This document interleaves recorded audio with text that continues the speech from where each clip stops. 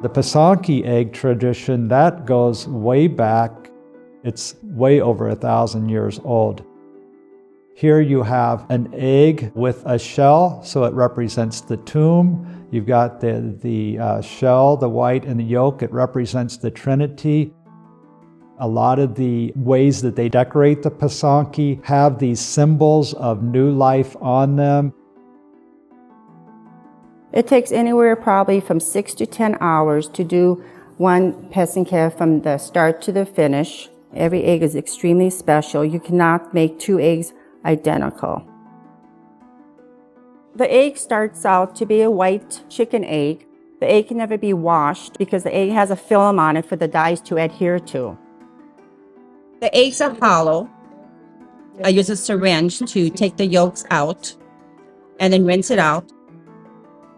I'm going to put some lines on it. You want to use a pencil that's really a lightweight lead, because the only way this lead is going to come off is when you're taking the wax off the egg. If you can erase it or just put minimal, that's the best. So I got my stylus, my Kiska, and it has a funnel that you put wax in it. You put beeswax because it'll adhere to the egg the best.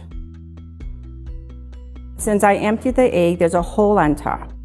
I have to cover that hole up with wax because I don't want dyes to be in the egg. It'll be a mess. It's all covered up. Gonna start my lines.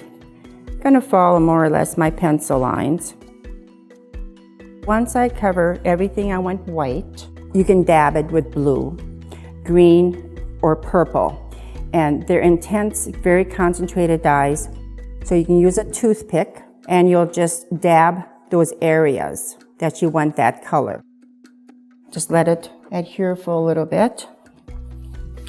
And then just take it off with Kleenex or a napkin, but be careful not to spread out of the lines. So I've got blue in that area, and I would go throughout the whole egg that I want blue. Now you have to cover that area with wax so it doesn't go on to a different color.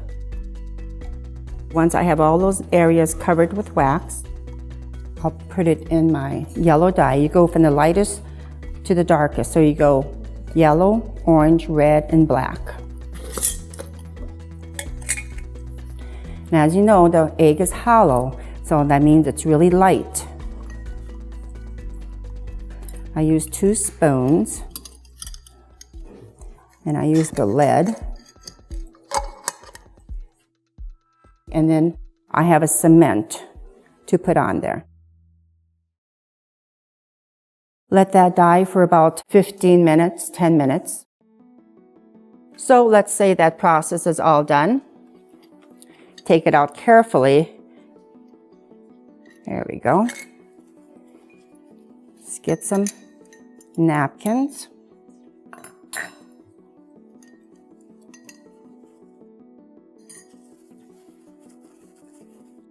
Dab it carefully. And now I continue to cover everything I want yellow. Okay, so I covered everything I want yellow. I would put this egg into my orange dye. I took my egg out of the orange dye. And now I want to cover everything I want orange. Then I would put my orange egg into my red dye for about 10-15 minutes. Take it out of my red dye and cover everything I want red. I covered everything I want red. So then I put the red egg into my black dye. I take it out of the black dye, and that's my final process, and that's what it's going to look like. Then I put it in a plate in the oven. Set the oven maybe 250, just barely warm. Let it preheat for a few minutes. Put the egg on the plate with a cloth. If you don't uncover that hole, the heat in the oven will make the egg blow up because the heat expands. So once I'm in the oven, I'll take the wax off slowly and try to undo this hole the best I could. Set the oven back on 210 and just take the wax off slowly, back and forth. It takes half an hour.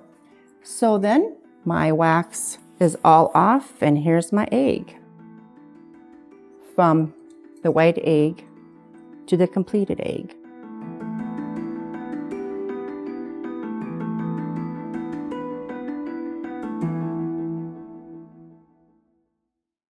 Funded by the North Dakota Council on the Arts and by the members of Prairie Public.